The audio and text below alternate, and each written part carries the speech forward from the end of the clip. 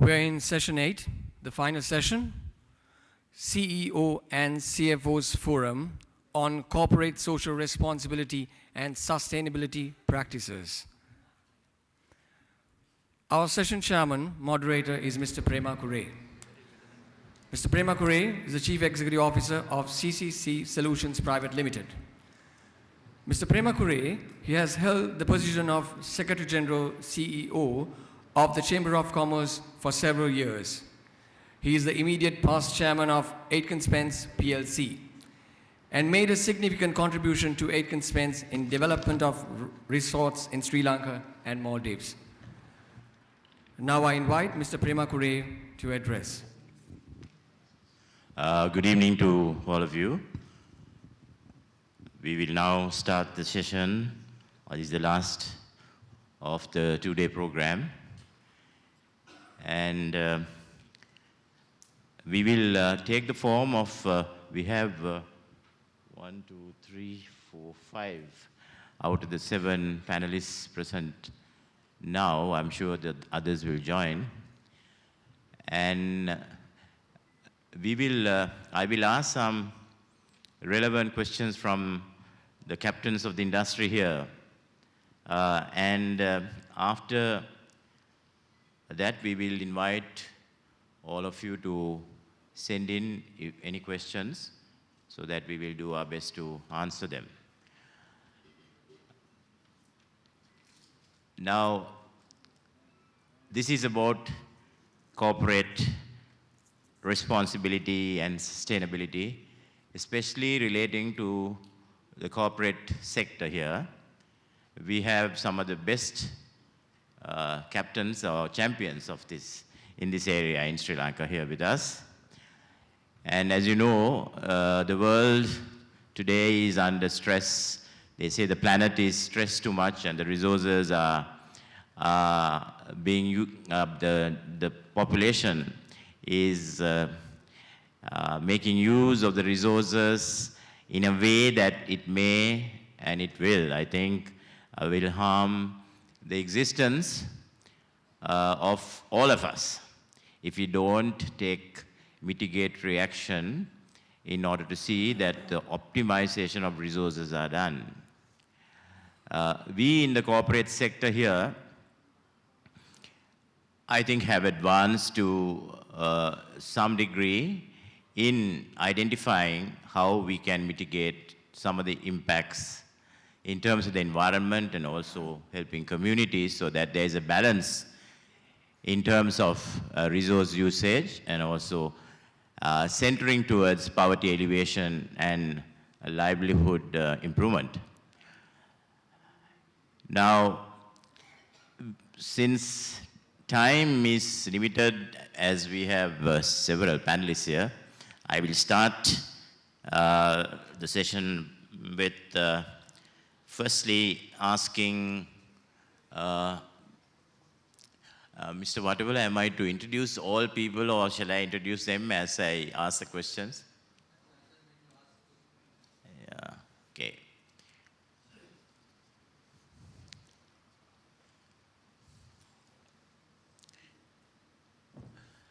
I will first ask Mr. Ronnie Piris, who is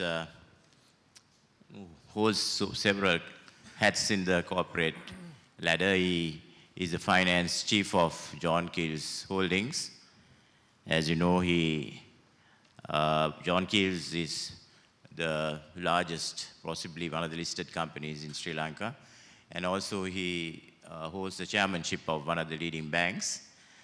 John Keells as a group, I must say, that has taken a lead role in today's sustainability initiatives, and they are truly a champion in this area.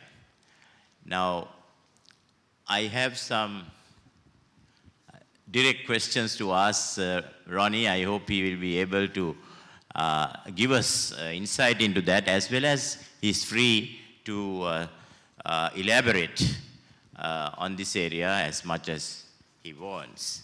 We would like to actually learn from him because John Keells, as I said, is truly a champion in this area.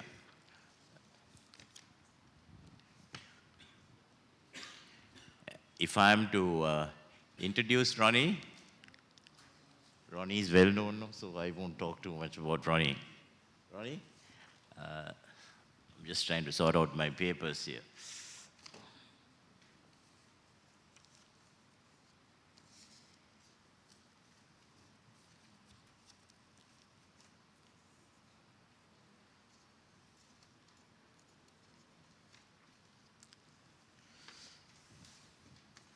Ronnie, your group, as I said, has a proven record in contributing your share to the principles of sustainability. Is it really embedded in your DNA in doing business? Can you elaborate? Does your efforts give a premium over your competition? Ronnie, will you just elaborate a little bit on that? Yeah, thank you, Prema. Your question was, is sustainability a DNA of doing business at John Keells? I can confirm, yeah, it is indeed very much and firmly embedded in the DNA at John Keells. But such entrenchment has not been an easy task. You know, it has, and I would like to sort of spend some time explaining that such DNA doesn't come overnight. It needs rigorous, very hard work. It's an arduous journey. You have to set yourself certain objectives, and the journey to that objective from where we started was not easy. It was very regimented, but I'm happy to state that after possibly 10 years, I think I can truly and firmly say that sustainability is indeed firmly entrenched. Just to give you a little bit of history, and so how much of time, Prema? Yes, I think you can take 10 minutes. 10 minutes, okay. Yeah. See, JKH, or John Keells, as so that's the shorter form for John Keells, embraced philanthropy many moons ago. During the early 2000s, such philanthropy gradually took the guise of strategic corporate social responsibility. Then around the same time, we changed our governance model we sort of took appropriate steps to change our governance model from a shareholder-based governance model to a stakeholder-based governance model. And as soon as you sort of embark on such a pursuit, you will find that your objectives, your vista gets broadened beyond pure shareholders and embraces the community and other key stakeholders. Sustainability practices per se first came to the fore on a proactive and even a deliberate basis at John Keells only in 2004, 2005, because this was becoming a bit of a key topic in the business circles. And although we were doing this in various forms, I don't think there was any real structured and entrenched approach to this. So in keeping with the best breed of governance and with the advent of GRI guidelines, we, or the JKH group, immersed itself deeper in the sustainability concepts and practices. And at this early stage, it was, I would confess, it was mere reporting. You know, I don't think we were really practicing sustainability. We were just collecting data and reporting the data, but there was no real proactive steps or a structured program to make it better. Having identified sustainability as a business imperative, then we used a bit of a stick and carrot method to get it entrenched in the 70 business units which form a part of our group. And I must say that it was not easy, because a lot of people at the start, particularly our CEOs, took these as a bit of a nuisance rather than something that they needed to pursue as a part of business. And a lot of awareness, communication, and as I said, sometimes benevolent dictatorships had to be adopted in ensuring that this became entrenched practice. And there was a lot of seminars, workshops that took place to impose on them and to bear on them that it was indeed imperative as a part of business. Then, in order to get this entrenched as a DNA, what we did was, at a CEO level and above, we made sustainability a key performance objective. So, all our performance objectives are linked to remuneration, recognition, variable bonuses, and all sorts of things. And we made sustainability a key performance objective in 2009. And that sort of, human behavior or money, recognition, reward is such a key motivator. Automatically, we found that more and more senior managers were embracing sustainability practices. Around 2008-9, sort of customized tracking mechanisms were also introduced. So we gradually upped our game from a mere reporting function to also an implementing function, where if a threshold was established, for example, in 2007 and 8 for electricity, there was a target given to all the CEOs as to, in order to determine how best they had used electricity during the ensuing year. That was just an example. That extended to water and various other key areas. With this gradual approach, and I must say that all this was very regimented, very rigorously and robustly implemented. There was no quarter given, no quarter asked. And by 2010-11, the mechanical approach to sustainability had almost naturally and almost involuntarily, even without anyone feeling it, had become a part of the DNA of the group. Now, just for anyone who is engaged in introducing sustainability to their respective organizations, one key attribute to our success in getting it entrenched as a part of the DNA of the business, what I would say is that the tone from the top has to be uncompromising. It's a lot of hard work. We have 10,800 employees, 70 business units, diversity of various industries that we are involved in, and I can very sincerely and without batting an eyelid say that it is now absolutely entrenched in our business, but it has taken us practically about 8 to 9 years to get there. We didn't let go of it. From the time we started, it was pursued step by step and in a very, very deliberate and proactive manner. In 2011-12, that is, we are right now, or we just finished, we reported on 30 sustainability indicators compared to the 23 we reported in 10-11. And it's not pure reporting now. There is absolute action. Thresholds are established, targets are set, and various action plans are implemented in order to get to those targets.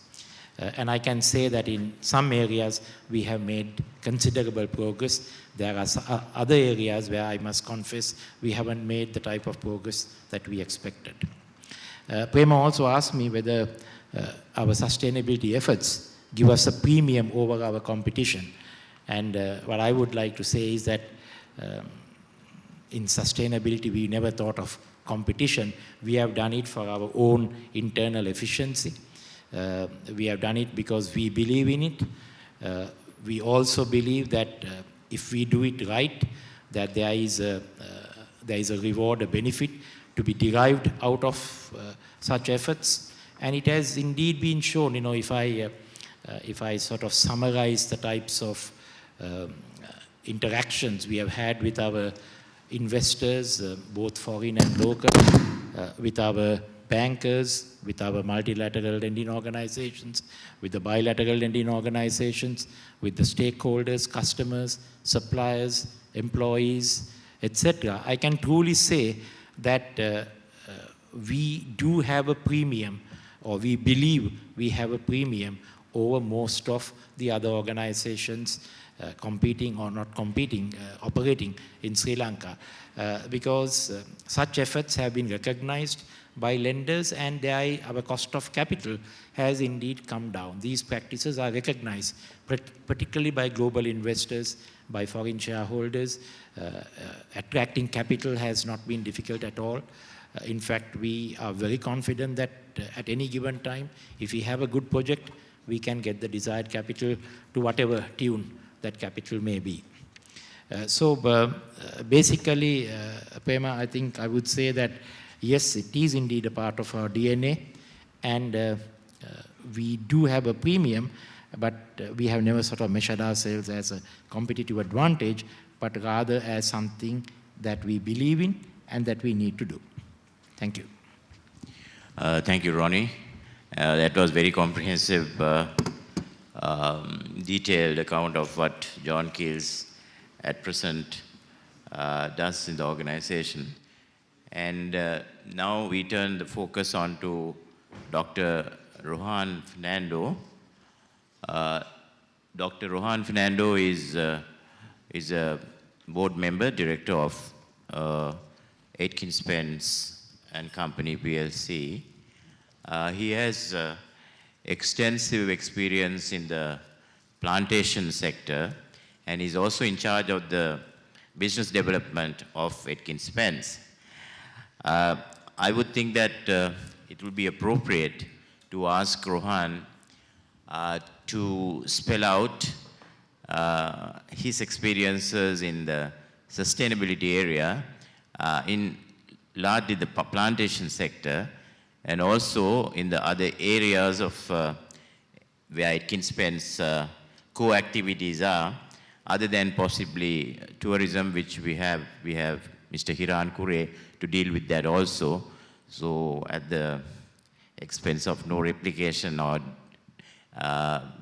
we would then ask Dr. Rohan to give us his experiences and what is the way forward in the company, and also especially in light of the plantation sector. Rohan. Thank you. Thank you, Prema. Well, as far as Atkins Spence is concerned, for us, sustainability practices is a way of doing good business. We don't necessarily look at the philanthropic element of it, because we are always responsible to our shareholders. And for us, sustainability has been improving or looking at the triple bottom line. And it's from that dimension that we have always developed our sustainability strategies, whether it be plantations, whether it be in tourism or in any other area. Having said that, like my friend Mr. Pronipiri said, implementing sustainability practices is no easy task, because it's something that is new in the corporate world. It tends to sometimes add a cost to what you're trying to do. Therefore, it has to be managed. And in Atkins Spence, one of the key reasons as to why we have been reasonably successful in implementing sustainability as a corporate strategy, because it has come down right from the top. Our board of directors and the managing director has given the push, simply because sustainability as a business strategy is today a requirement in the corporate world. I think the other day, a few days ago, we celebrated the World Earth Day.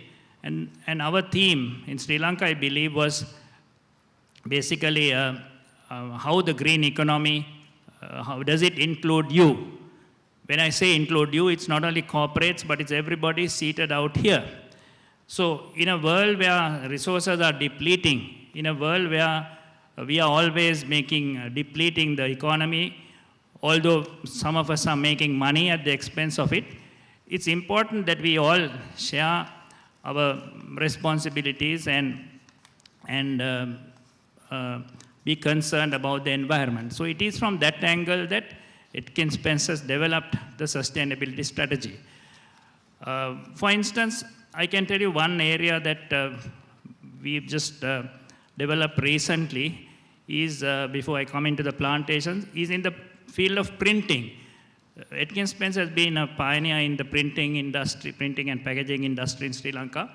And we recently opened the first green packaging manufacturing facility here in Sri Lanka, simply because we saw the need for green printing being required by all our partners. For instance, companies like Marks and Spencers, who bear a lot of responsibility to high-end customers, they require printing packaged goods which are processed or manufactured under environmentally acceptable conditions. They are concerned from where you get your paper. They are concerned from how you use your energy. So this is just another example of how Atkins Spence has integrated our business strategic plans into the organization's strategic future. Similarly, in plantations, as you know, plantation is a very old industry, and something like sustainability practices just happened, but they were not actioned. But today, sustainability practices are a requirement in the plantation world, whether it be tea, whether it be rubber, whether it be palm oil. The challenges are enormous. For instance, if I may talk about the palm oil area, today the large buyers are not buying palm oil from countries where you are growing palm oil after cutting the forest. For instance, there is a movement called the Sustainability Roundtable, which is begun in Southeast Asia, where they vehemently oppose the cultivation of palm oil by cutting the forest. So now these are areas that we've already got into and are concerned about. Tea is another area. Today there are various movements in Europe, in the US, which ensure that you maintain good labor practices, you don't use child labor, you don't use harmful pesticides. All these are part of the sustainability strategy which has been embedded in our own plantations. There are many other plantation companies, smallholders, today are compelled to go in this direction to ensure that your products are bought. Some of your products are paid a premium once your customers know that you're maintaining sustainability practices, that you're being a responsible corporate business house, and so on and so forth.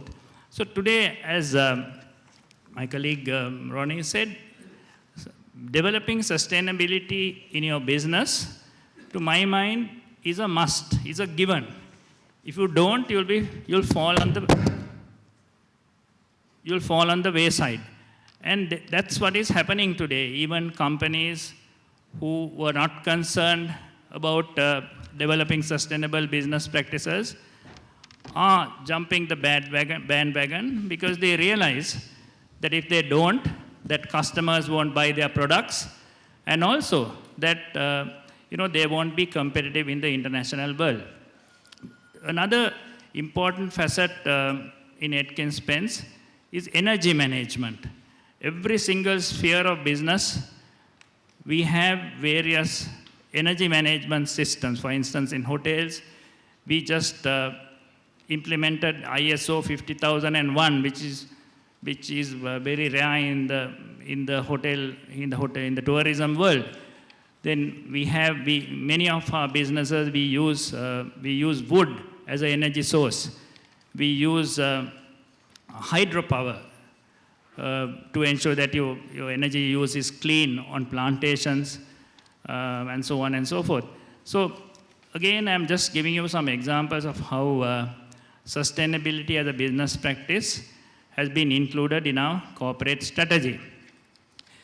The other area I want to speak about is, today we also find that one of the important facets of sustainability as a business practice is the GRI reporting, in other words, reporting what you do, and also the area of ethics and corporate governance. Say, if you look back 5 years ago, you could say anything you want, and people would tend to accept it. But today, even in Sri Lanka, which is where the corporate world is growing by leaps and bounds, not everybody accepts what you say. As a result, today we find that many public listed companies who want to be transparent, who want to develop good corporate governance practices are implementing GRI reporting, which could verify what you say, so that you don't just say you're doing this and doing that, but you're making yourself transparent to the outside world, to your shareholders, to any whistleblowers, to show that you are really walking the talk and not merely putting things down as just to make a colorful annual report. The other area which I want to touch on is the area of corporate governance. Today, some of you may be surprised that we find that sustainability as a business practice is required or seems to be a demand from new recruits. We find particularly those graduates who study overseas, the high flyers, they're all very concerned if the company they want to join is practicing corporate governance principles. Could they be called a ethically responsible company?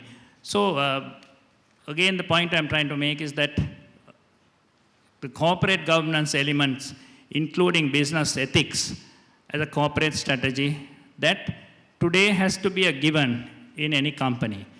So that's in a nutshell touching on the sustainability practices in some of our businesses. I'll be happy to elaborate if anybody wishes to know a little more. Thank you. Thank you, Rohan. Once again, to remind all of you, should you have any questions, please write it down and send it across here. And at the end of the session, we would try to answer them. Next, I would like to introduce Mr. Rohit Koshla, who is actually the chief here of this hotel. He has a large experience in the Taj Group and also with some other chains. 22 years experience with hotel chains such as Hyatt and Sheraton. Has now worked with the Taj Group for the last decade or so. He brings with him to Colombo the know-how of having performed in the Taj Group International hotel portfolio as well as luxury properties such as the Taj Lands in Mumbai, a leading hotel of the world, where he was prior to was heading operations to arriving to Sri Lanka. As Director of Operations, Taj Asia and Taj Safaris, Area Director, Sri Lanka and General Manager, Taj Samudra, Rohit Kosla's varied portfolio entails that he overlooks wilderness lodges in the heart of India, luxury properties in the Maldives, islands, and of course, the 3 Taj properties in Sri Lanka. Now, Rohit, your organization has, I know, set a fine example to the world by providing a company structure that truly values the concept of sustainability, following the principles of planet, people, and profits. Can you elaborate and name a few initiatives taken that have had impact on the community at large? Are you also going towards carbon neutrality, or is there a strategy towards achieving same? Over to you, Rohit. Okay.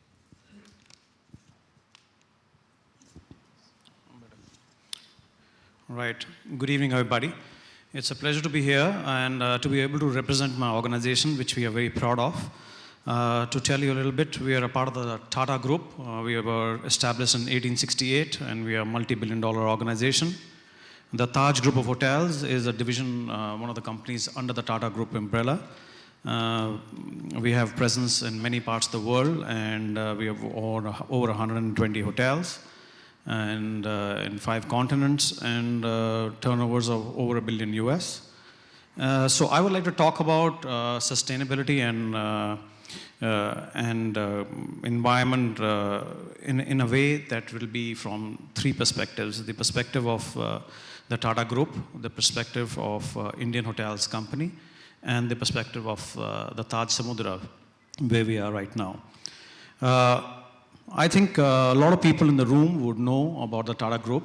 It was established in 1868, and taking off from a question that you asked one of our panel members earlier, whether it was a part of our DNA, most definitely corporate sustainability is something that is definitely a part of our DNA from the time our